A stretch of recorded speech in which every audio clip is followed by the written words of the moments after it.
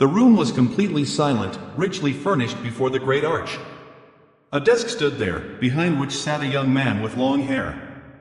He was deeply asleep, his head resting on his outstretched arms. Suddenly, the stranger's eyes snapped open as if disturbed by a nightmare. The guy raised his head, slammed his fists on the table, and shouted in surprise that he wasn't dead, not understanding where he was either. His last memories were of an extremely unsuccessful dinner at a restaurant and then a night spent in a hospital room. The patient couldn't be saved. Even though he couldn't completely piece together what had happened, looking around, he realized he was in another world. The tension and anxiety were diverted by a strange smell that overshadowed all his experiences. On the table where the young man woke up, 2 vials were found. One was closed, and several round pills had fallen from the second one. The stranger grabbed one and brought it to his nose, sniffing. Was it the legendary pill? But bringing the pill so close to his face was a mistake. The medicine was expired. The odor almost made the guy collapse. He barely held back his urge to vomit. Sitting at the table, he snapped his fingers, suggesting that the previous owner of the body had died after taking expired pills. Annoyed, the guy decided to examine the situation. He walked under the high arches of the ceilings, stretching lazily as he approached the wooden doors. He was about to leave, wondering if the previous owner of his body had managed to transition to his shell in the modern world. Just as he was about to step out, a burly man with piled-up hair almost knocked him over, calling him Master Chen. The stranger pointed at himself, asking if he was being addressed. To his great surprise, the man turned around and shouted across the courtyard that the young master needed rest. The guy was desperate. He had crossed the border but never saw the advantages of the crossing. Where are the rewards, the artistic feats, and the fans? And where is the system? Something blinked in the air. Fortunately, at least there was a system in this world. Many small blue squares, like moths, swirled in front of the guy. He enthusiastically ordered the system to explain its functions. He closed his eyes and pressed his hands to his chest, imagining how, with the help of the system, he could endlessly enjoy food and drinks in the arms of his wives and concubines. Suddenly, the system announced a launch failure, and the victim fell to his knees, crying out in disappointment. As a farewell, the system explained that there was a failure, and now the owner was assigned a time management system, allowing him to adjust the expiration date of expired products within 5 years. This intrigued the visitor. He shook his long hair irritably but concluded that it was better than nothing. Chen returned to the table and reached for the bottles, thinking he could try to make the pills useful again. Holding the pill between his fingers, the guy ordered the system to adjust the expiration date of the medicines. A large clock with multiple hands appeared in the middle of the room, shining with gold. Chen boldly reached out, realizing he could manipulate it to meet his needs. The hands moved in the opposite direction, and a fresh aroma began to emanate from the pill. The victim was incredibly happy because there shouldn't be any more problems. It seemed that the pills were meant to condense, increasing the level of cultivation. Chen put one in his mouth to improve his condition. At that moment, he felt an extraordinary spiritual elevation. The space around him shrank. The guy smiled joyfully, and flashes and sparks of blue flowers appeared in the air. The energy influx was so strong that Chen raised his hands in victory, confident that everything would go well. But at the same time, the prisoner sighed in disappointment. One pill wasn't enough. The system was ordered again to extend the expiration date of the remaining pills by 5 years. The clock hands moved. The victim continued to eat. He knew from the body's memories that this person was stuck at the very beginning of his development. His parents were great landowners of the noble king's realm, but for some reason, the body owner had no talent and therefore no development. Boys of the same age laughed, mocked, and called the guy weak. Chen felt a shock and again realized with discouragement that he had failed. The clock hands continued to turn back time. He had to keep eating the pills. The intruder clenched his teeth and swallowed 5 pills at once but still didn't start developing. This body probably had no natural inclination. Drunk, the young man reached out and threateningly ordered the system to extend the shelf life of the medicines by another 5 years. Finally, after punching the wall with his fist, Chen realized that swallowing the pills was pointless and left. He saw that the body owner had a sister named Chen Yan, the only one serving the Chen residence. Lost in thought, the young master heard someone speaking to the side. A young voice boasted to his brothers that he had moved to the 7th floor of the Yen condensing realm. The companions began to congratulate his brother. Chen turned, still thinking that for the Yen kingdom to prosper, it was necessary to create a development base, a solid foundation through basic breathing techniques. The previous owner had practiced these techniques since childhood for 10 years but had no inclination and no genius from his parents. The guy decided that he should try to adjust the data by 5 years for everything in the world. As the system said, you can adjust the practice time of breathing techniques. Meanwhile, a crowd nearby noticed him. They decided he was looking at Yen and was jealous. Yen raised his eyebrows and laughed arrogantly. The Chen family could never help the young master in his cultivation. It was useless. There were rumors that Yen had come to the Chang Manor to cancel his admission to the Wanwu Academy because Qin Dao had not yet started to develop. Such a decision equated to death. Excited by the idea, Tao ordered the system to increase the duration of his practice of basic breathing techniques by 5 years. The watch shone with gold, and the hands flew. The guy clenched his fist joyfully. It worked! The human spirit began to fill. An enormous amount of thoughts about this and the enhancement of skills happened instantly. Feeling much stronger on all levels, Dao exclaimed with joy that the cultivation space had opened again. He sat directly on the stone floor in the lotus position, fingers joined, and began practicing basic breathing techniques. This technique spanned 10 weeks. This time, it was the record learning of his predecessor. Now, after increasing the skill by 5 years, the cultivation time will certainly increase.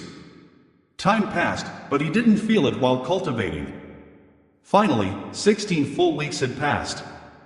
The guy looked with delight at the blue glow of his palms. He was able to advance to the Yen realm thanks to the increased efficiency of the basic breathing technique. Time compensated for his weak status. Dao walked along the sidewalk through the stone arch.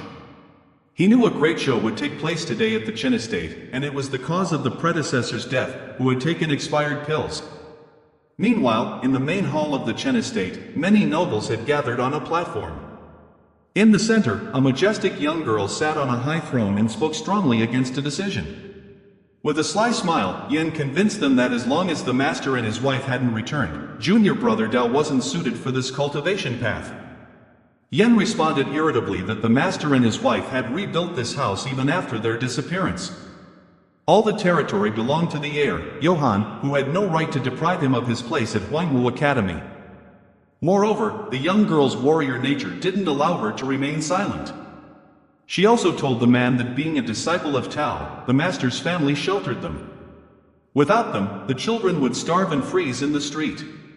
Yen, hurt by the young heiress's words, sharply raised his voice, saying she couldn't solve the estate's problems alone. She had already been accepted into the academy. Several men among those gathered supported Yuan, calling Yen useless and Dao unworthy students of the academy. But the girl stood up from the throne and announced that after the owners disappeared, the city remained leaderless and called the men intriguers. Yen jumped from his seat when he accused him of helping to take a place on the selection committee. He shouted that the girl wasn't the only one dictating the family's rules. Only the young master and his lack of ability could be blamed for the problems. Magically, after his words, Dao entered the hall, smiling and asking why he had no ability. He stopped at a distance from the platform but so that all the advisors could see him and announced that he had arrived on time. Yen anxiously asked what his brother was doing there. He replied with a smile that he came just to look around. In fact, the victim wasn't so frivolous and knew all the quarrels happened because of him. After his parents disappeared, his elder sister Yen cared for her brother like her own mother. She firmly resisted the stubborn advisor and took care of family affairs. Protectively, the sister ran to her brother and asked him to leave, as the girl would handle everything herself. Yen thought she had to force the young man to leave to prevent others from using his cultivation as leverage, but the doors slammed shut. Yuan, smiling wickedly, suggested that they talk about urgent matters since Dao was here. Taking advantage of the moment, he nimbly ran to the platform and dropped himself on the throne, resting his chin on his fist. Yen and Yen frowned, surrounding him from both sides. His sister crossed her arms on her chest and demanded that her younger brother obey her. When Yen gave her a threatening look, hinting at the danger, the brother suddenly grabbed the girl by the wrist. All the irritation disappeared from the young girl's face. She was surprised by this gesture because Dao had never shown such courage before.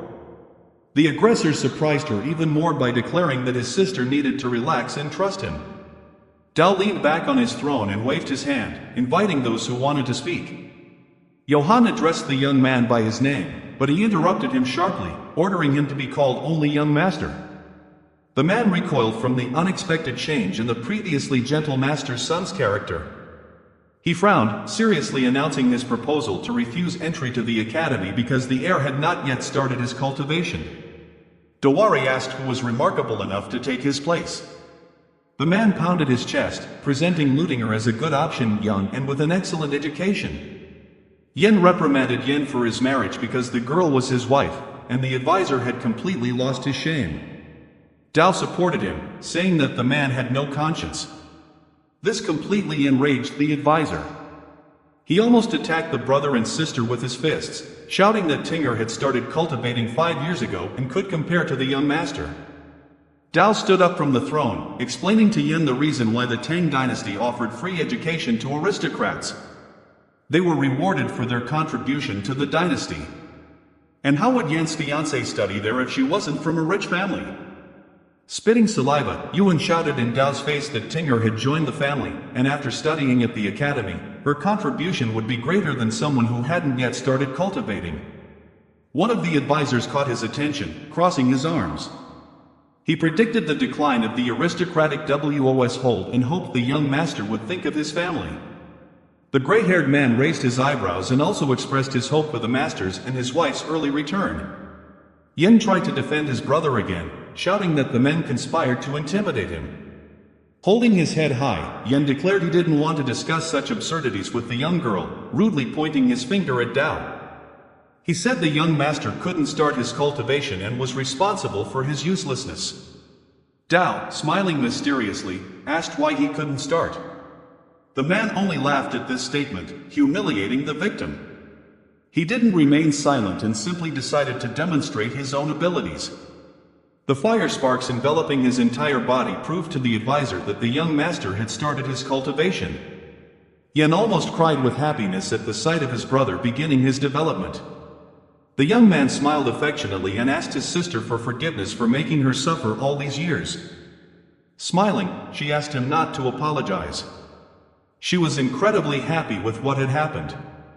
Dao assured Yen that he would become better and no longer be so useless, but the young girl convinced her brother that she believed in him. They simultaneously turned to the astonished Johann, asking if he wanted to say something. The man reacted very violently to this call. He was deeply insulted. Dao said the advisor was not worthy of the Chen name.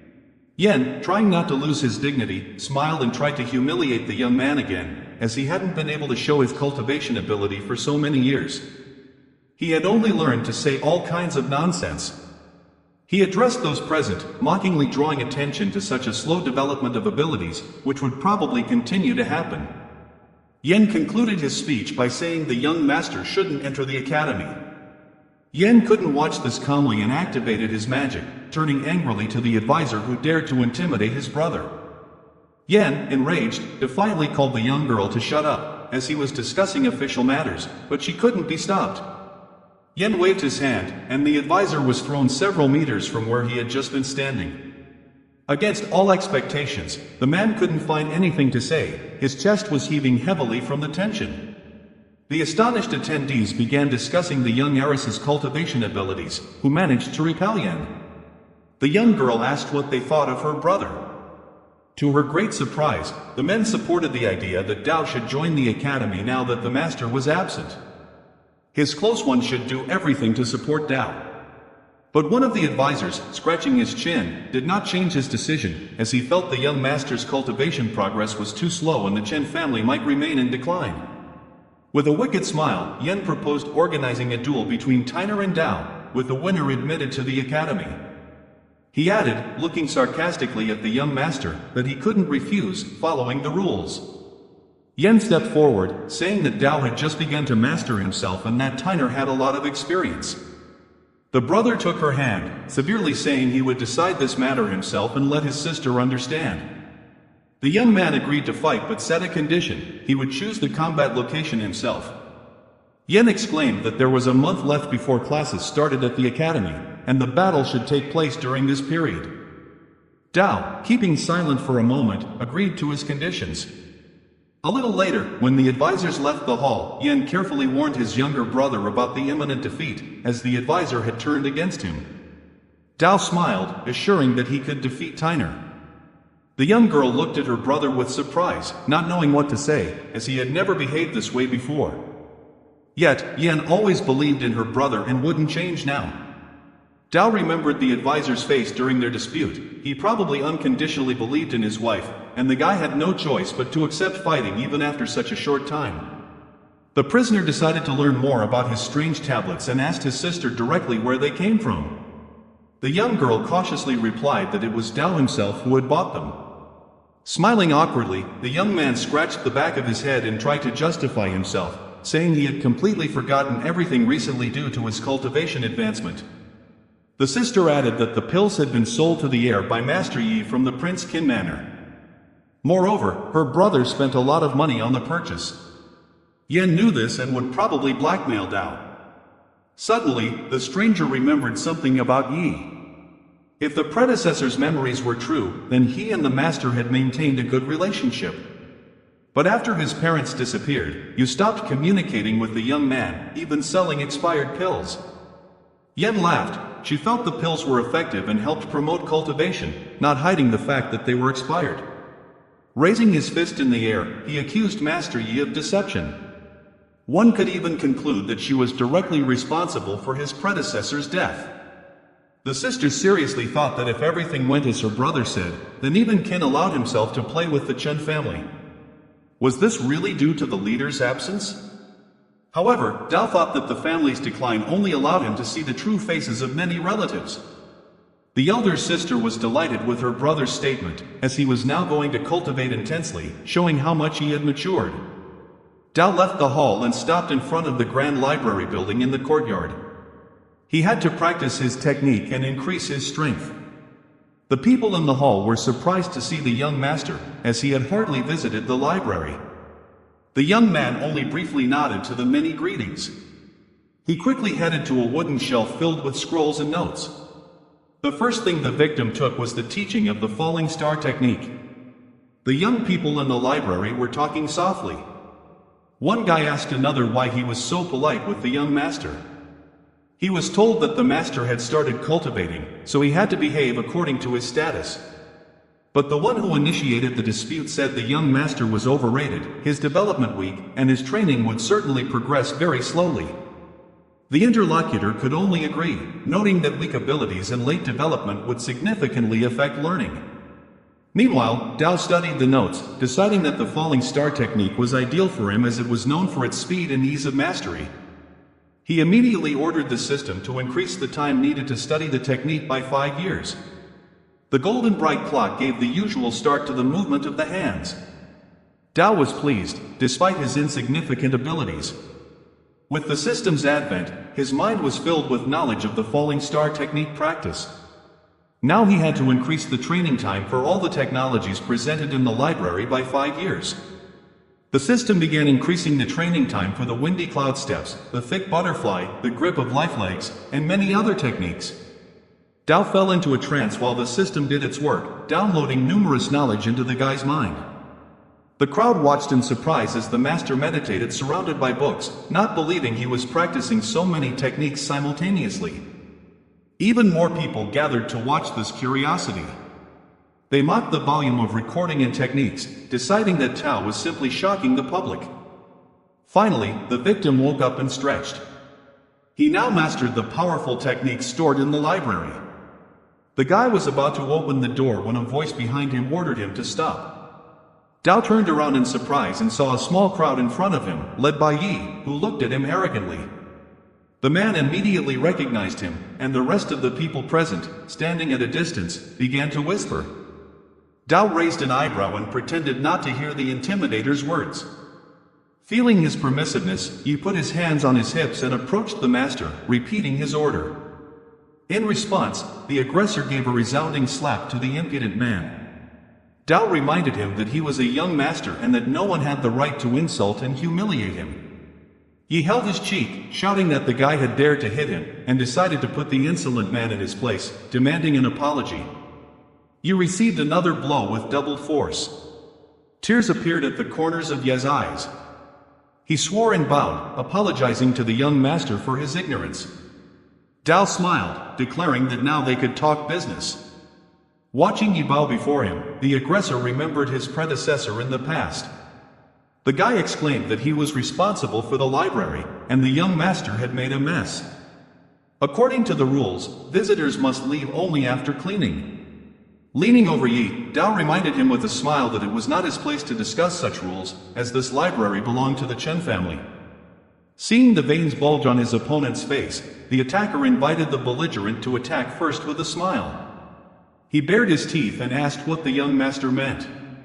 Dao openly invited Yi to attack him in broad daylight to find excuses for his arrogant actions. Excited by such a statement, the opponent couldn't believe he was allowed to fight openly with the young master. But he waved his hand and called for an attack mockingly. He clenched his fists, thinking about how Dao, who had just entered the path of cultivation, could be so arrogant. Raising his hand, he let lightning from his body. Now everyone would see his new technique, the basic stage of Fire Cloud Fist. Dao smiled and reflected this technique exactly. Astonished, he did not expect such a reception from a weak master. Swinging, the killer AG gauge easily repelled his opponent using the technique, causing cries of astonishment from the crowd. They grabbed the shocked and angry Yi, who couldn't believe that at the beginning of the path of improvement, it was possible to master the technique to such a degree. Dao shook his head, asking if the guy didn't believe him. He pointed to the people present, declaring that it was time for scum like them to stop being cowards and attack. The tall blonde man was angry and was about to demonstrate the hurricane legs, a technique he had been training for 3 years. However, he couldn't fully demonstrate his skills because Dao's legs skillfully knocked out the young man. The blonde flew towards the shelves, raising clouds of dust with his own body. Following him, another warrior decided to attack the young master with a cry. He found himself in the air with the image of an angry ice tiger above him. Dao smiled and showed his opponents the true technique of attacking a tiger using a flaming animal. The sharp claws of his tiger pierced the attacker's ice tiger's paw, pinning it to the ground. The warrior fell flat on the ground, spitting blood. The people present couldn't believe their eyes, knowing that little time had passed, and the young master had already improved his technique so much. Dao put his hands behind his back, examining the defeated opponents, and asked if they were satisfied. The young men, without getting up, began to bow to the young master, kneeling. The aggressor looked at the others with a threatening look, as if asking if they dared to do anything, but they began to pound their chests with their fists, convincing Dao that they were completely convinced of his strength. The guy knew he had to take extreme measures to unite the people and end the war. When the library was empty, a respected old man with a majestic air entered. Seeing a pile of notes, he immediately understood what was happening and turned to the master and madam.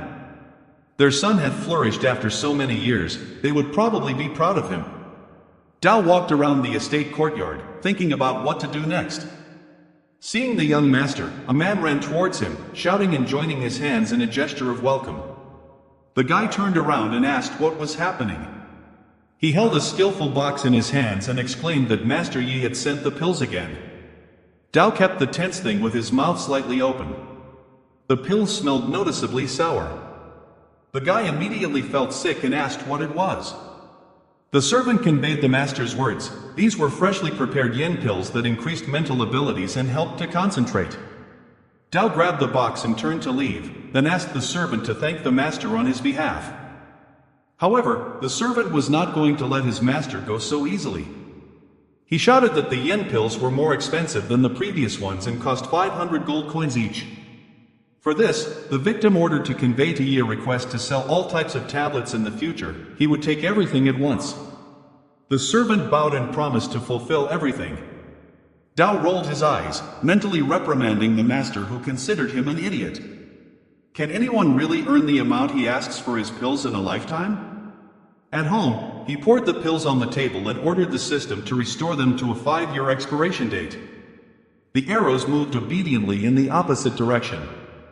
The guy reached for several improved pills. He saw that only 3 managed to restore their quality. Probably, the others were stored so long that even rewinding the expiration date didn't work. The man put all the pills in his mouth at once. The powerful fire magic of cultivation surrounded his body. The yen condensation exceeded the 5th stage. The young man joyfully thought that his preserved tablets were different from the others. It would take at least a year for an ordinary cultivator to reach the 5th stage. There was a knock on the door. Dao hurried to open it. Yen stood on the threshold. The guy joyfully greeted his sister. The young girl held a box in her hands. She had heard about what had happened in the library and came specifically to see her brother. He smiled, scratching the back of his head, assuring her that everything was fine. Yen approached her brother with enthusiasm, sensing that his aura had significantly increased. Did this mean his cultivation had improved again? Dao confirmed with a smile that the yen condensation had reached the 5th stage. Yen almost dropped the box in joy. The young girl grabbed her burden with one hand, saw the improvements, and was convinced that Dao was an exceptionally bright son, a true son of his parents.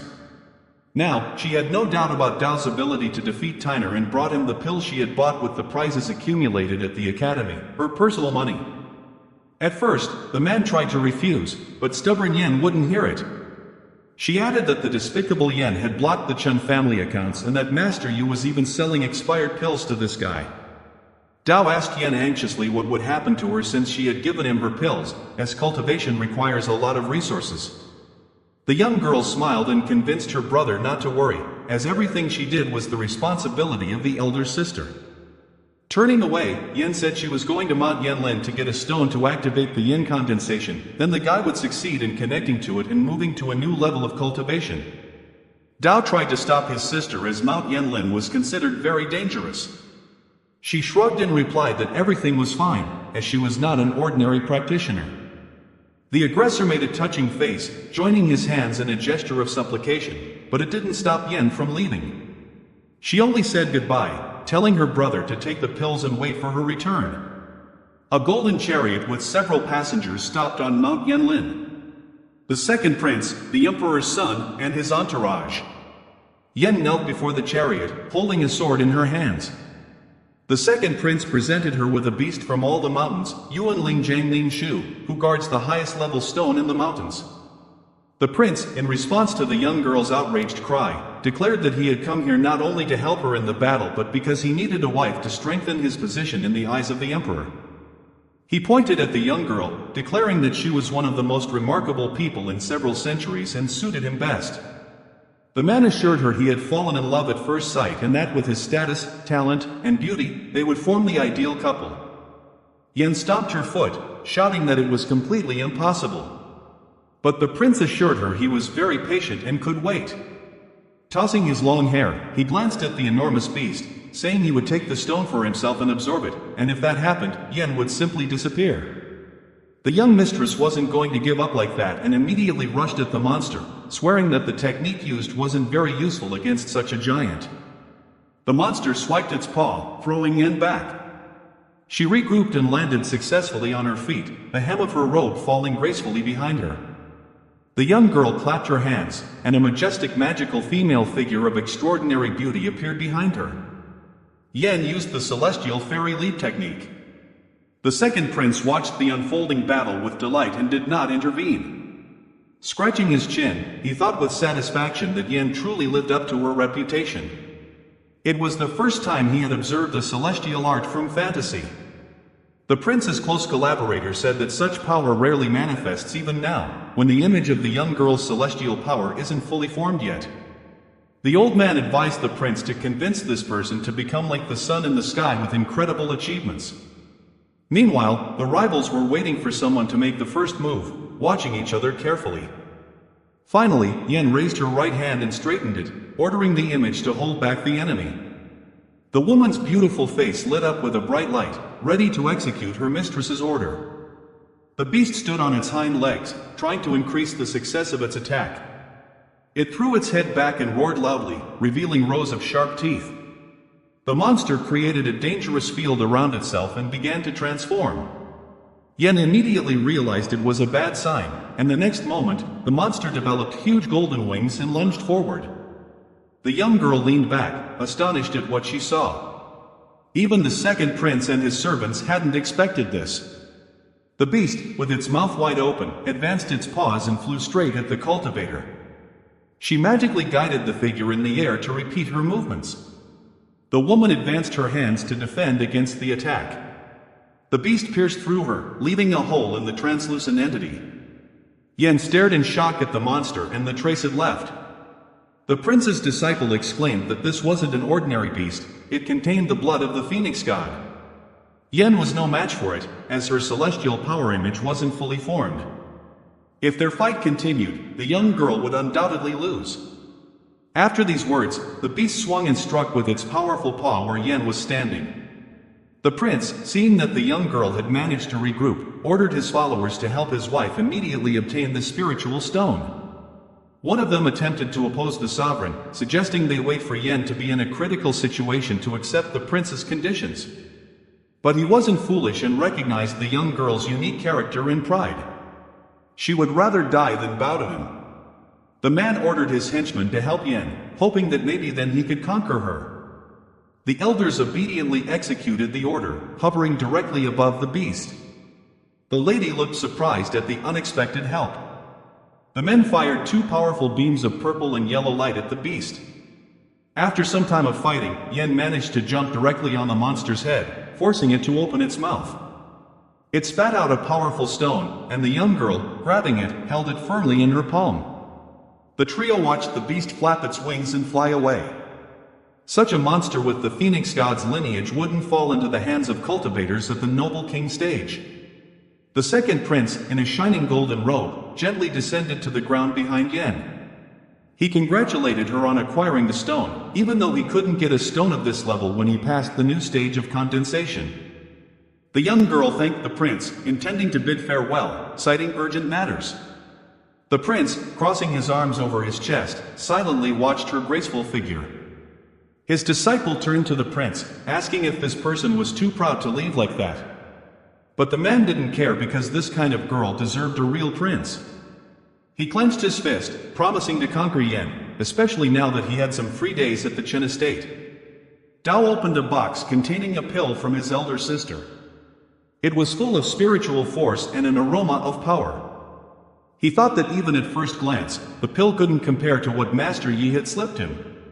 Closing his eyes, the victim focused on accepting the power, deciding that as soon as Yen brought the spiritual object, he would immediately establish contact with it. The breakthrough of the Yen condensation stage consists of two halves. The first is the breakthrough in the cultivation process, and the second is the adjustment of contact with the Yen spiritual object. The original spiritual cultivator of a continent needs a corresponding Yen spiritual object when moving to a new stage. For those who have passed the Yen condensation stage, a spiritual stone remains. Cultivation stages require different Yen spiritual objects, which can be spiritual plant or animal objects. The grade of the Yen spiritual stone directly affects the combat strength, so Dao eagerly awaited his stone. Finally, the killer AG gauge announced that a burning energy coiled around his body in a powerful stream and disappeared. The pill from his sister was truly powerful and raised the cultivation to the 9th stage of condensation. A servant's voice was heard behind the door, informing the young master that Madame Yen requested his immediate presence. Hearing this, Dao was delighted. Finally, his sister had returned. In the street, Yen, Tinger, and Yi had learned from the servants the latest news. Yen had returned with the rainbow-colored Yen spiritual stone. Yen knew it was the highest quality Yen spiritual stone from the Yen Soul Mountain. These stones were protected by special beasts. The man clenched his fist and bared his teeth in anger. He couldn't believe the cultivation gap between him and a girl was so great. Tinger, seeing the groom's irritation, asked if Dao was using the stone to break through the condensation stage. The girl was at the 9th stage of yin condensation, just one step away from the spiritual mother stage, and this guy was still the weakest. Yen nodded. He had confidence in the bride's abilities and thought it was a waste for an ignorant person to use such an artifact. He voiced that there had been changes in Dao's behavior. Yi confirmed it. In the library, the young master learned many techniques in a short time. Tyner was worried about such a breakthrough from someone who had been deprived of all his strength only yesterday. Once in their childhood, they even spent time together with Dao, but the girl always left him alone and went to Yen for cultivation lessons. She admitted that the boy's mere existence puzzled her. Everyone mocked her when they saw Tyner spending time with such a useless child. It was then that the young girl ordered Dao not to approach her because she needed to improve herself, so they could no longer see each other. The young girl was pulled from her memories by the groom's voice. He had just entrusted Yi with a special task. If he succeeded, he would choose a high position in the Chun family. The guy winked at his elder brother, assuring him he would fulfill the request. After a few seconds, Yen called Yi, asking him to wait.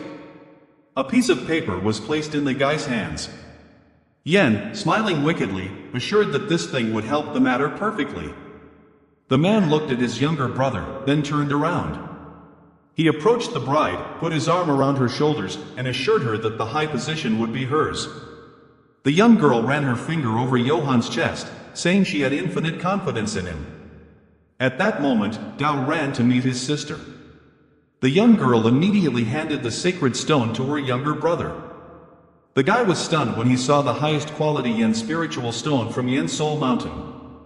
He heard that the stone had previously been protected by the most powerful demonic beasts. Practitioners had died trying to get it. After the sister dispatched her brother, he went home and began meditating to receive the stone's power. Hearing someone's footsteps behind the door, the man quickly put the jewel in the box. A servant stood on the threshold, asking the young master to hurry to Damien. Dao eagerly asked to be shown where to go.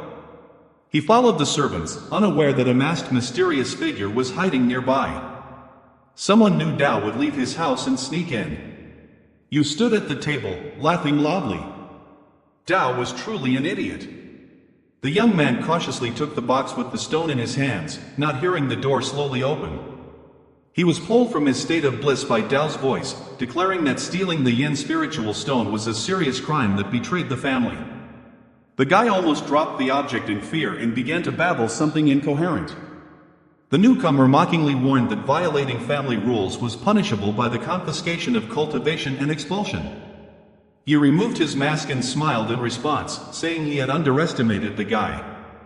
He ripped off his cloak without letting go of the box, not caring about breaking all the rules.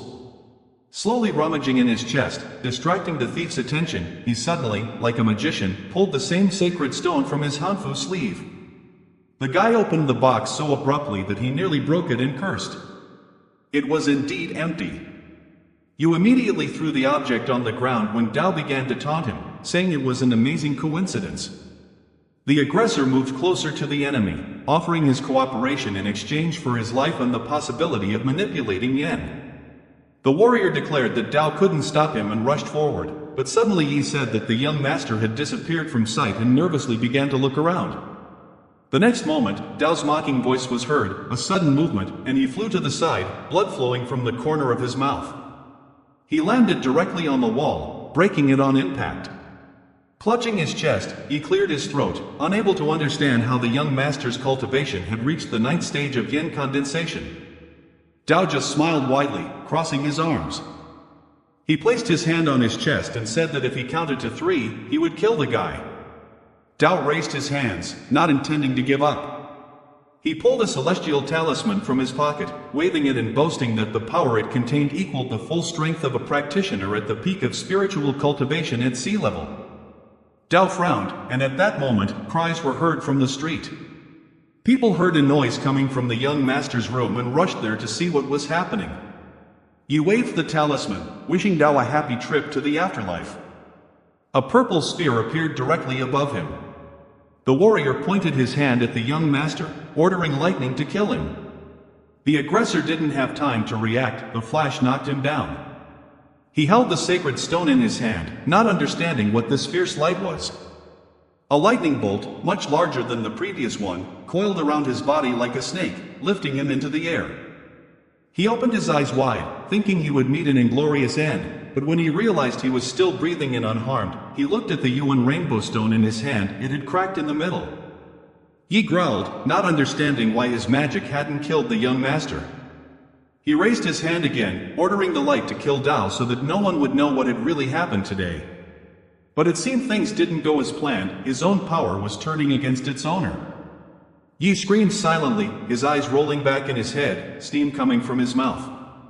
The man leaned forward, trying to see something in the bright light. Finally, when the light and smoke dissipated, he saw Yi covered in soot, lying on the ground and not moving. Dao didn't dare approach, examining the motionless enemy.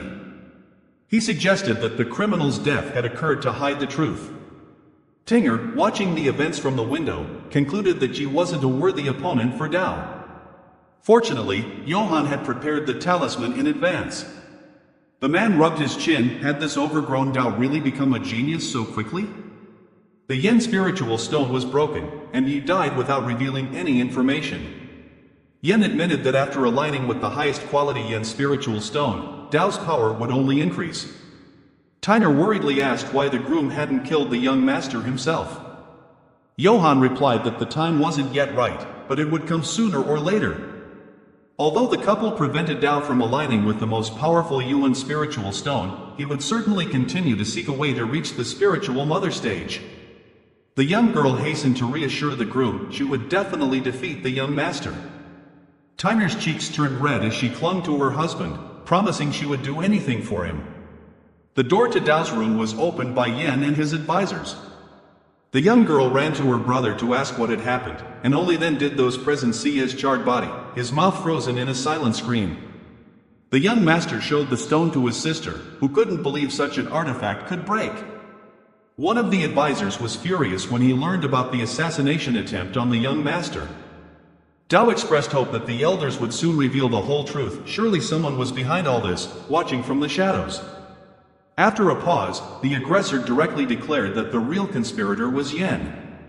He also ordered everyone to be immediately informed about holding a Chen family meeting to condemn the criminal.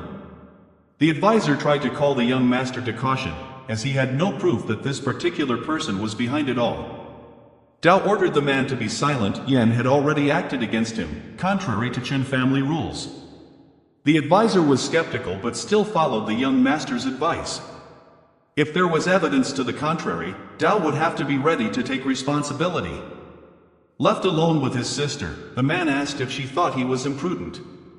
Yen said Dao was the young master of the Chen family and that his decision was the family's decision. The girl would certainly support her younger brother. She feared Johann wouldn't admit his guilt and oppose the guy, making it even harder to convince people. But Dao reassured his sister, saying he had total confidence. Yen was upset that the highest grade Yen stone was broken, as otherwise, Dao would have aligned and moved to a new condensation stage. The young girl intended to return to the mountain and retrieve another stone, less solid but the best among others. Dao stopped his sister, telling her he had a way to repair the artifact. Taking the stone fragments in his hands, he mentally asked the system to rewind the rainbow spiritual artifact's time by 2 hours. The image of a clock appeared before Yen. She was shocked by this miracle, and soon her brother handed her a whole stone. Dao decided to trust his elder sister and hide nothing from her, talking about his power. The guy became serious and said he would deal with Yen today, as he was only destroying the family. His sister supported him here, assuring him she would certainly help. The scoundrel asked Yen to convince the elders who sided with Yen to support the Chen family. A little later, Yen and her advisors gathered in the Chen family estate hall for a serious conversation. Yen asked with a smile why the young master was going to accuse him of something. Such news only amused him. When the young girl shouted that Johann knew what he was talking about, he shook his head, objecting that Dao was talking nonsense by publicly expressing his hostility and wasn't worthy of being a young master. Yen stomped her foot upon hearing such a statement. Unfortunately for her, many advisors supported Yen, as this man had done a lot for the Chen family, and now he was accused of attempted murder. The elder sister couldn't tolerate the slander against her brother, as he was about to die, but it didn't bother anyone. The advisors continued to protect Yen. A calm man, one of the advisors, tried to calm the young girl, asking her to consider what would happen if there was no direct evidence. But the warrior Yen didn't want to listen otherwise. Since the young master said it, it meant he had evidence. As soon as Johann noticed that Dao wasn't yet in the hall, he suddenly appeared behind the man. The guy abruptly moved forward and fell onto the... He sat on the throne, resting his chin on his fist, and asked Joan who he thought he was and why he wasn't honoring the young master. The man gritted his teeth but still crossed his hands in greeting. The elders did the same. Dao asked everyone to calm down and told all the men to sit. But when Yin got up, Dao stopped him, ordering him to stay standing. The man asked with a smile what had happened when Dao asked if he was aware of his crime. Yuan crossed his arms over his chest and declared its slander and consequences. Dao imperiously ordered the advisor to kneel. Yuan flared up, seriously asking who Dao thought he was. Then Dao called his sister for help. The girl, without hesitation, waved her long sleeves and flew into the air. A golden flash from her hand aimed at the man. He tried to fend off the attack, but she managed to use her magic to make the advisor kneel, even against his will. The man yelled at the young girl, demanding to know what she was doing. She, not feeling sorry for him, crossed her arms over her chest, repeating her brother's order. The young master theatrically spread his arms, drawing the elders' attention to what was happening.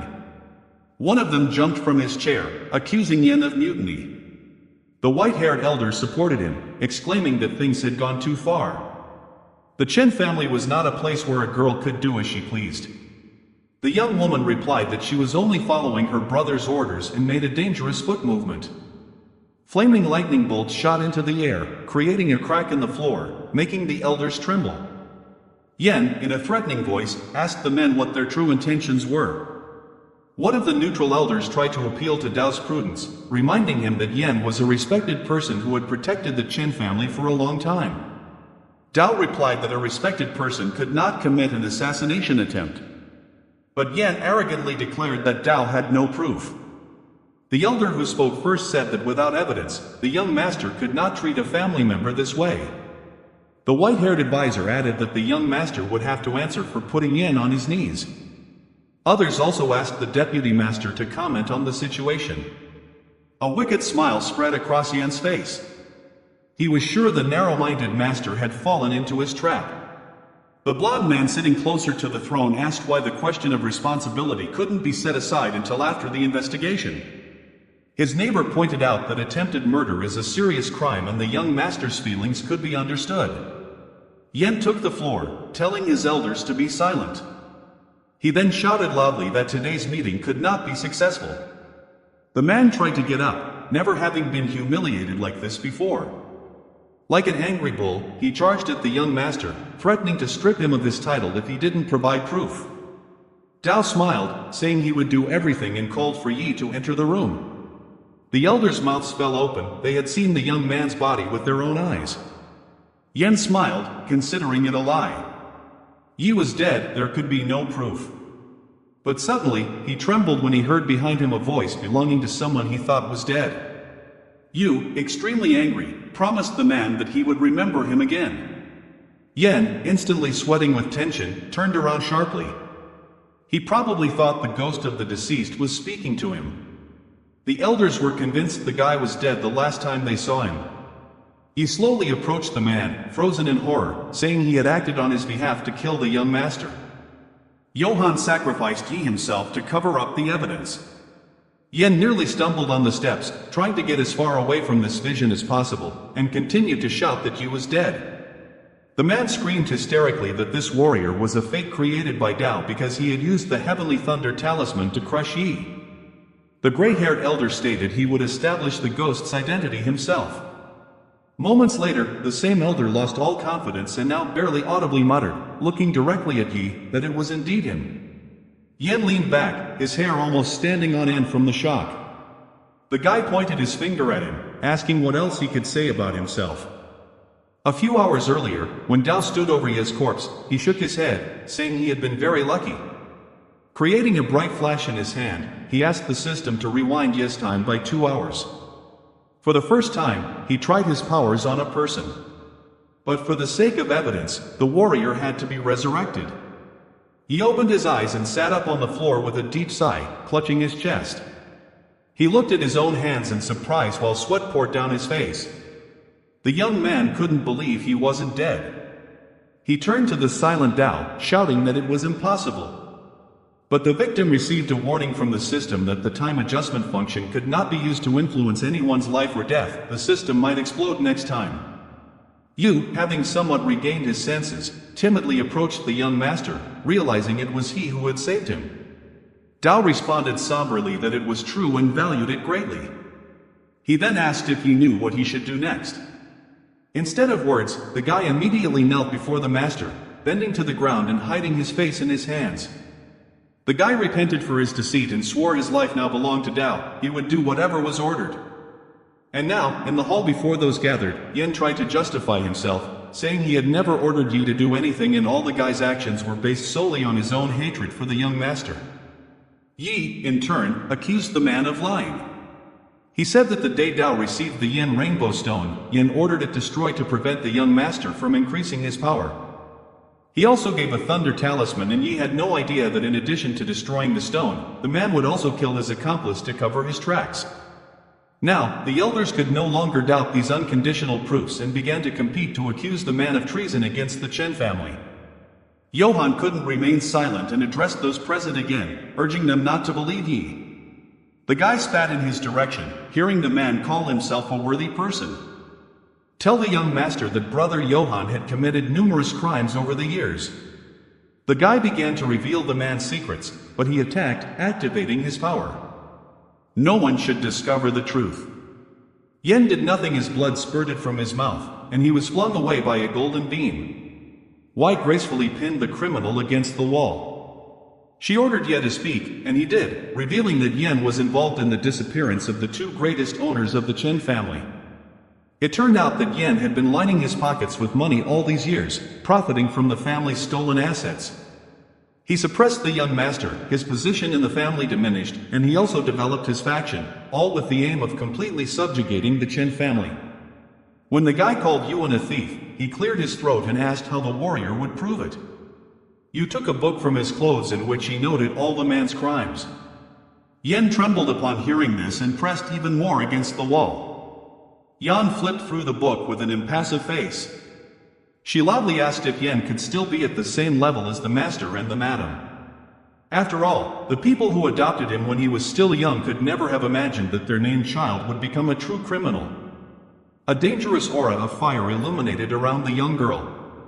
Yen promised she would kill Yen here and now to rid the Chen family of the threat. The man, tears in his eyes, begged her to stop. He admitted what he had done, adding that he wanted to break Johann's spirit stone, assuring that he would never target the young master. The prisoner ordered calmly and clearly to kill the traitor. Obeying the order, Yan activated her power and flew towards Yen. He fell on his back, hysterically asking the elders to save him.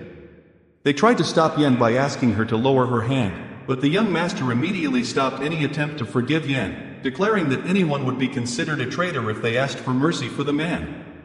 The elders had no choice but to remain silent. Yan almost touched a point on Yan's hand, screaming with a cloud of power, but at that moment, the strength of someone from outside skillfully moved her palm aside. The young girl did not understand what had happened and deftly retreated, leaving the enemy some maneuvering room. Suddenly, covering the elders with her hands, Yan loudly asked who was the insolent person who dared to interrupt the execution. One of the elders warned the young girl that this person's cultivation was very strong. Meanwhile, he ordered Yen to escape. Yen watched helplessly as two male figures rushed headlong towards the open door, but the helplessness was momentary. She clapped her palms and used the celestial fairy leap. A majestic female figure, dressed in gold-embroidered clothes, appeared directly above the young girl. The fairy, spreading her arms, walked straight towards the fleeing figures with a golden fire. The stranger, running, tried to resist the powerful force but underestimated Yang's power. However, the man needed to leave this place.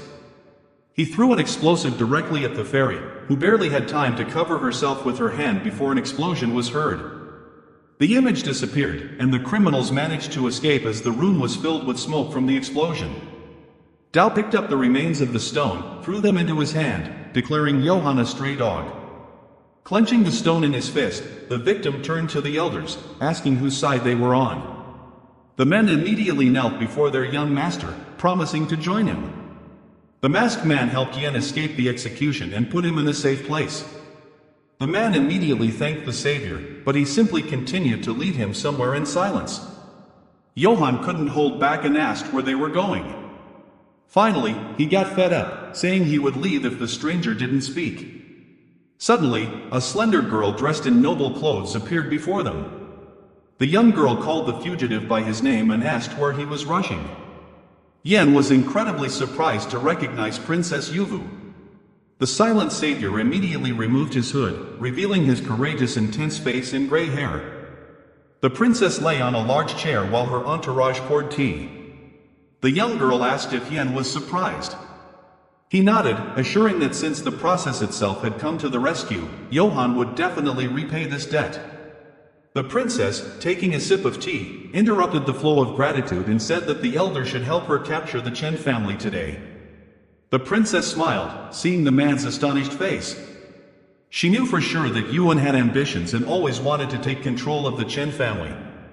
Clinking her cup against the saucer, Yu loudly added that the elder had been defeated. The man got angry, starting to blame the young master's younger sister for everything. The princess only said that Yuan had already become a homeless tramp. Thoughtful, Yu was even surprised at the man's impudence, saying such things. The elder believed the changes in Dao were insignificant because, without his sister, he was completely useless. The princess frowned, ordering Yuan to stop believing the lies he told others. Yu was sure the guy would surprise everyone with the speed of his development because he was the descendant of a noble king, and the master's parents were great leaders, so do not underestimate him. Yen, hearing this, clicked his tongue in irritation. The princess, after a pause, asked the man to support her, especially since she needed only one thing. The elder guessed the thing the princess needed was the token of the noble king of the Chen family. Yu smiled, satisfied with the man's guess. Yen asked what the noble king's token was for, but the princess dryly replied that it was none of his business. All the elder needed to know was that the token was not just proof of identity, it offered the possibility of ascending to the heavens in a single step. The young girl extended her thin hand, asking what the man's decision would be. He stammered and replied that he needed to think more. The same savior hurried towards him, leaning on his stick, and looked him in the eyes with a murderous glare. An aura spread around his figure, shining with violet highlights. Johann remembered it was a frozen stage, but the old man said the victory belonged to Yen only for safety reasons. The elder immediately knelt before the princess, declaring he was ready to serve her faithfully. Yi squinted predatorily. Dao, keeping the piece of the weapon, returned to his room and asked the system to reset the time of the hidden weapon to 10 o'clock. The hands of the large clock obediently moved back. Seeing the hieroglyphs engraved on the small bomb, the victim realized that the weapon belonged to the noble Chaikin domain. Dao was happy that the Chen family had gotten rid of the traitor. Now, he could cultivate without hindrance all the time. Hearing someone else's voice behind him, the young master shivered and turned around abruptly. Shentai smiled, asking him not to be afraid. Dao joyfully smiled when he met his predecessor's grandfather and greeted him. The guy saw in his memories that the former owner of the body and this old man were very close to each other. Young Dao's parents were rarely there due to their busy schedules, and Yen had not yet arrived at the domain. Most of the time, Ta took care of the boy. The child asked his guardian if he really had no talent for cultivation, and the old man assured him that this talent had not yet manifested because Dao was a descendant of the noble cultivator kings and was very talented. Ta patted the boy's head, assuring him that his grandfather would not lie, and the boy enthusiastically promised that he would continue to practice cultivation. One day, a group of people dressed in black kidnapped the young master. The criminals took the crying child somewhere, talking among themselves that the noble kings would not just abandon this crime. A blue glow suddenly appeared behind the men, and Ta's authoritative voice rang out. The old man, using his strength, demanded the release of the young master. One of the kidnappers raised his hands to counter the attacks of the others and ordered the others to leave first. But the old man made several movements and, being a powerful cultivator, knocked out his opponent.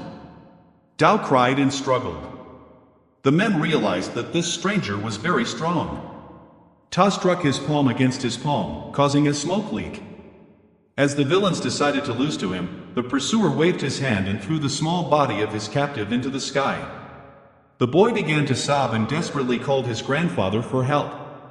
The criminal launched several kunai towards the boy. Dao, waving his arms, cried as loudly as he could, trying to dodge somehow. Ta, carefully watching the weapon's falling trajectory, couldn't allow the young master to be injured. He caught the boy, protecting him from the sharp arrows that embedded in the man's back. One of the men in black ordered his accomplices to continue attacking the young master of the Chen family. Ta extended his hand and sent a blue ray towards the criminal, who immediately retreated. The boy clung to his grandfather, sobbing softly. The ninja made an agile move with his foot, ordering the old man to say goodbye to life. Ta, firmly holding the little Dao, fell to the ground, taking the full blow on himself. Quickly getting up, the old man put the boy back on his feet and hid him behind his back, assuring that no one would touch Dao as long as his grandfather was there. After this incident, Ta was seriously injured and took a long time to recover, but he always remained close to his predecessor. The man said he watched Dao closely, who, faster than lightning, had grown a lot and deserved to be called the descendant of a noble king. He asked the boy not to be left unprotected. The stranger asked if grandfather was referring to the threat posed by the Chaikai domain. The old man said that the city of Fenin was guarded by 3 king families, including 10, and there was also a Qin domain. As long as Dao's parents were here, no one dared to cause trouble. Ta took out the box, saying that the master didn't want the man to interfere unnecessarily in his son's affairs. But now, in order to see things clearly, Ta had to give something to the master. The guy extended his hands and asked what kind of thing it was. Ta explained that before the lords left, they had given instructions for the day the young master would take control of the Cha domain. Dao's fingers trembled when he asked if he could open the box. Ta warned that it bore the master's seal and could only be opened when the young master reached a certain degree of cultivation. His parents missed the predecessor a lot, so the newcomer questioned Ta about it. He replied that there was no need to worry about them since the parents were noble cultivation kings. The cup broke with a dull sound, spilling the remaining water. The servants listened with frightened looks to Tinger's shouts that the entire Chen family was supported by Yan's efforts. The young girl paced the room angrily, indignant at the unjust accusation against her fiancé. She bared her teeth, cursing the helpless young master who only had his personality. Tinger turned on her heels, loudly declaring that she would go to the elders and have the young master's position abolished. The young girl heard someone calling her and turned around abruptly. She saw Yuan and immediately ordered the servants to leave the room and speak to no one about what had happened. Tyner promised she would kill anyone who spoke out and ensure their mortal body was buried. The trembling roomers swore that they would say nothing to anyone. Behind them, Tyner approached the groom with love in her eyes.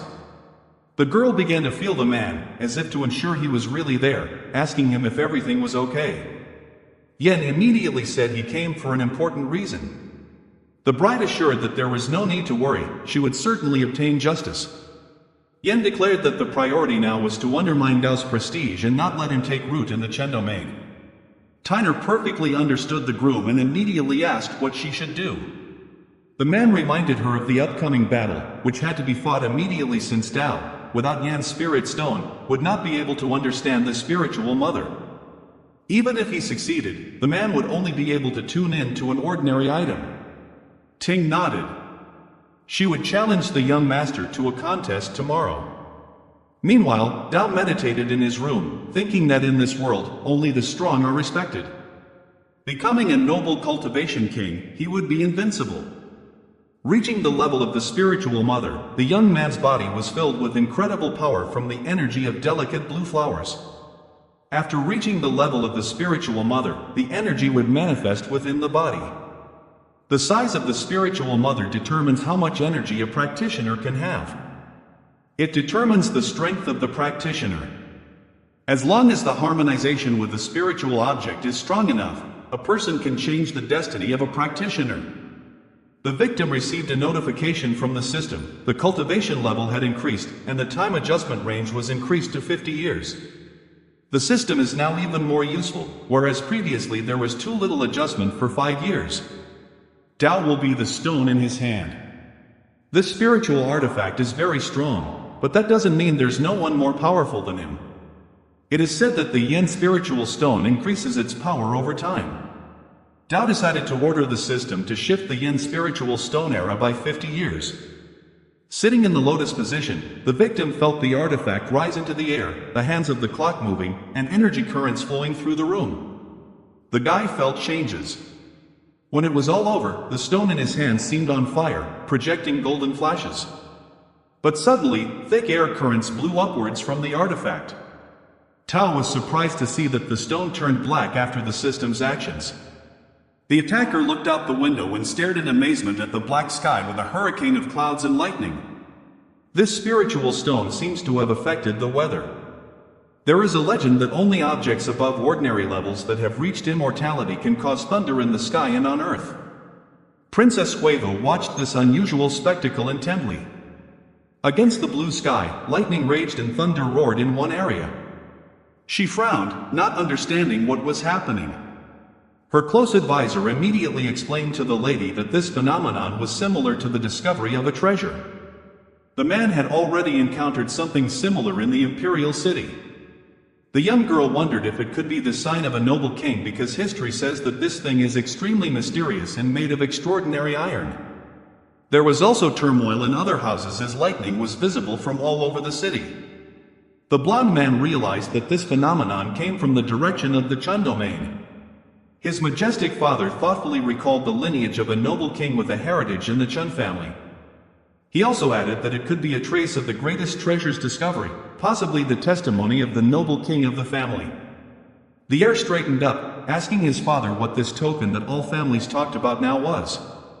It turned out that it was an invaluable treasure worthy of a cultivator at the level of a noble king.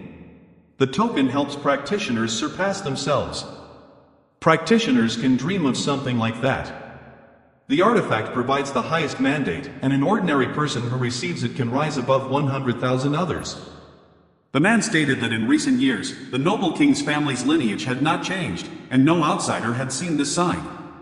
The son asked in frustration what to do now that the young lineage of the noble King Chen was declining. Each family could seize this opportunity. The Lord ordered the heir to go to the Chen domain to see the artifact with his own eyes. Meanwhile, at the Chen domain, Dao examined the stone that had changed color. Now, after 50 years of fast-forwarding, its powers had definitely progressed, and although in its original form the artifact was excellent, it had now become several times better. The man decided to get to it, sitting in the lotus position and creating a magic sphere in which he placed the stone. The process of breaking through to the sea level also had to be completed. A little time passed, the meditation ended, and the guy suddenly opened his eyes. He realized that the assimilation with the Yin spiritual stone had succeeded, and he was incredibly happy. The next moment, Dao found himself suspended in the air in the middle of an endless blue ocean. He realized that after assimilating with the black Yin spiritual stone, his spiritual basin had become a vast ocean. He continued to enjoy the echoes of power when he heard someone calling him from the street. If Dao was not mistaken, it was Tinger's voice. The mad woman ran towards his property, shouting that he had to fight, and today Tinger challenges the young master to a duel. The elders who approached behind her asked Bride Yen to choose her words. The girl turned and boldly announced to the fifth elder that it seemed it was just Dao and her. Let the others mind their own business.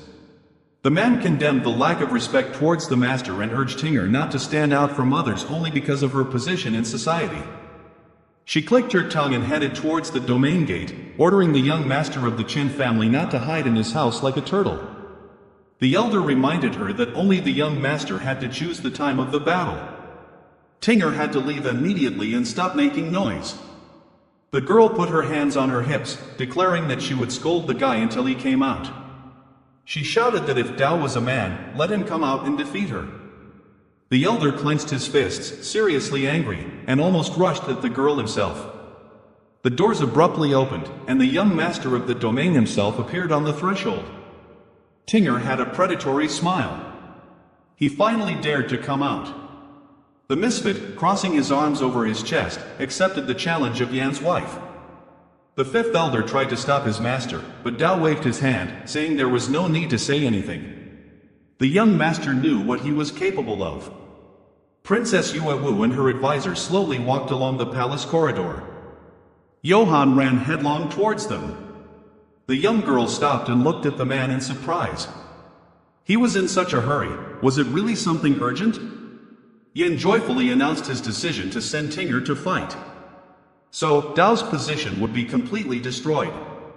The elder could return to the Chen family and help the princess get the token. The young girl promised to make Johann the master of the Ten domain if she succeeded. She rushed to the Chen domain because today an unusual phenomenon had occurred there. A young man waving a fan greeted the princess, coming to the young master to recover his debts.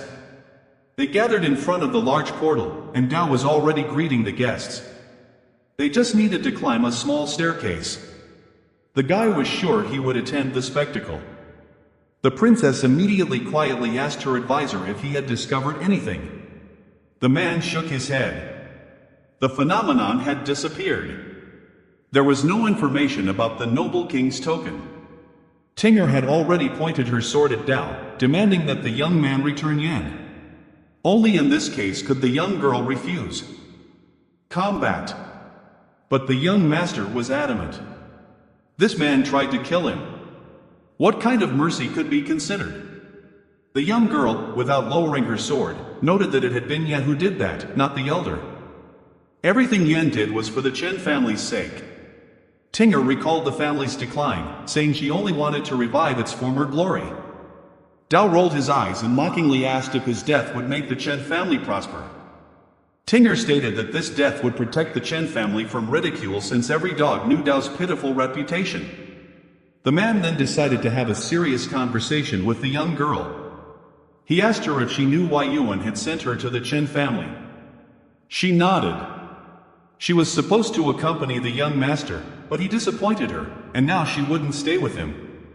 Dao concluded that the girl had chosen Yan and wanted to stay with him. Tinger recognized the youth and courage of the one she saw as the best in the Chen family. If he became the main Yan, then Tinger would gladly obey him. The young girl waved her sword militantly, challenging the young master, and the guy didn't dare to flee. They had an agreement. Dao ordered the foolish woman to address him with the respect he was due, but Tinger spat in the master's direction, saying he was not worthy. Enraged, he promised to teach her good manners. The space around them shone with the energy of golden flowers. The young girl raised an eyebrow and lifted her sword. The next moment, putting her weapon forward, she ran towards the young master. But before she could take a step, Dao disappeared from view. Tinger was even surprised by such speed. The attacker then took the sword from his opponent's hands. Looking at her empty palm, Tinger couldn't believe her eyes. Princess Yuvu guessed that Dao's cultivation had reached the world of the spiritual mother. Tinger admitted she had underestimated the young man who had already moved to another world. As she accelerated, she screamed that she had already reached the 7th level of the spiritual sea world, and Dao was no match for her. Time seemed to slow down. The guy waited for the girl to get closer and then struck her in the face. Tinger clutched her face, stunned by Dao's act. Hovering above her, he urged the young girl to remember what dignity was. Becoming a true fury, Tinger threw her fist towards the young master, threatening to kill him. Her hand was intercepted by the man's palm. Dao looked at the girl dispassionately. Their forces clashed. It seemed that the rivals couldn't defeat each other. Finally, Dao managed to push Tinger away and took a step forward. He pressed harder on the girl's palm. She widened her eyes at the person in front, not expecting such a reception. All confidence disappeared from her face. Dao asked if she now realized how strong he had become. Approaching Tinger with clenched teeth, he treated his rival as a person.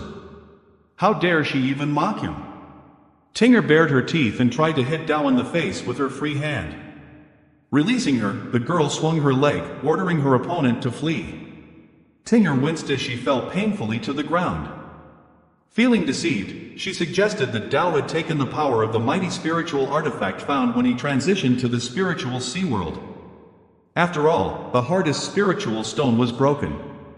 Tinger was furious, believing that her sister had found another artifact for him. Dao had enough of listening to her nonsense. He declared that the girl had lost and that the right to join the academy was his. Slowly getting up, Tinger promised that one day she would reach the spiritual bridge world and get her revenge. The attacker abruptly stopped her as he approached. He grabbed her by the throat, lifting her off the ground. Squeezing her thin neck tighter, the guy reminded her that he had promised to teach her good manners. The next moment, he punched Tinger in the stomach, knocking all the wind out of her. A blue flame shone on the girl's chest, and black jets burst from her mouth as she screamed in pain. Dao, considering her mad, reminded her that the Chen family belonged only to him. Looking at the beaten Tinger lying on the ground, Dao ordered the soldiers to throw her out the door. They began to mock the naive Tinger. Yuan had probably deceived her by saying the young master hadn't changed at all. As they took her away, one of the warriors didn't spare the young girl, as she had dug her own grave by treating Dao in this way. Princess Yu addressed the newcomer, saying that what she had seen today had strengthened her admiration. Dao noticed her dangerous beauty. When the young girl asked how he had managed to increase his cultivation skills so quickly, Dao replied that it was all thanks to the pills. Without them, nothing would have happened. While the princess was recovering from the realization that the pills had not helped, a young man approached the master without removing the fan from his hands. He spoke slightly to Dao, reminding him that he wanted to see him as the head of the Chen family. The guy remembered that the young man was named Yuming, from an old family in the city of Phonian. He never stopped wanting his family's property. When Ming said he wanted to discuss something, Dao was ready to listen. The young man, with a cunning expression, reminded him of the Chen family's troubles and suggested that Dao sell the family vineyard estate. The advisor, hearing the conversation, shouted and tried to prevent Dao from making the sale. After all, the spirit wine was the legacy left by the master and his wife. Moreover, it was now the main source of income for the Chen family. The man warned that without the sale of the spirit wine, the Chen house would be in trouble. Dao shrugged, turning to Ming, saying it was pointless to sell the vineyard now since the spirit wine was the main revenue source for the Chen family. The young man furiously clenched his teeth, barely holding back from cursing. But suddenly, after several seconds of silence, Dao asked how much money Ming was willing to offer.